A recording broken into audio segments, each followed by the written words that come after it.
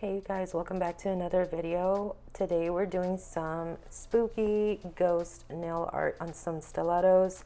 This time I did not record the application, the acrylic application. I just wanted to show how I worked doing nail art with regular polishes. Like, I am not really used to doing nail art or detailed nail art with just regular polishes because they are not pigmented enough. And I wanted to see if these Rosalind, I believe they're called, polishes actually worked for nail art. So I put them to the test today, trying to see if they were pigmented enough, if they were runny. And actually, I don't know if you watched my other video, my previous video where I swatched these. They are very pigmented, very, very pigmented, which I really like. In my salon suite, I use Valentino. I have the whole collection of their gel polishes, and I really like how pigmented they are, but sometimes they're not as pigmented, or depends on the color. They're not so opaque to create nail art. So I tried these out and I actually liked them. I did apply 2 coats to each nail and cured them for 1 whole minute. The black ones I did cure for like a minute and a half just to make sure that they were fully cured, and they were amazing. I really, really liked them. These ghosts too are from the Rosalind collection that they sent me to try out. So as you can see, they're very, very opaque. I was really happy with the outcome of these little ghosts. I was like, I don't know, because, if they're not opaque enough, they're going to look pinkish and they're going to look, just sloppy. But this is just 1 coat, as you can see, and they're very good. So I really like them. I do have a discount code that they provided me with. They just sell them on Amazon, at least in the US. They just sell them on Amazon, and I will be linking the set that I got to try out down in the description box, together with my discount code, of course. And I'll just let you watch the process of this. Now, I did cure each layer of gel polish for a minute. So like, I did these ghosts, the white polish, and then I cured them for a full minute. Then I added the eyes and outlined them, and then I cured for another minute. So every little detail I do, I cure it. I kind of like either flash cure it so that it doesn't get ruined if I like swipe them or something. And I just cure them. I don't want to, I'm not a risk taker like that. So I did that, and then for the charms that you're going to see at the end, I just used some Young Nails nail glue, which works really good for my charms.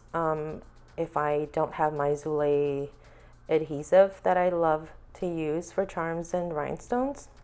But yeah, I'll just let you watch this, and hope you enjoy it.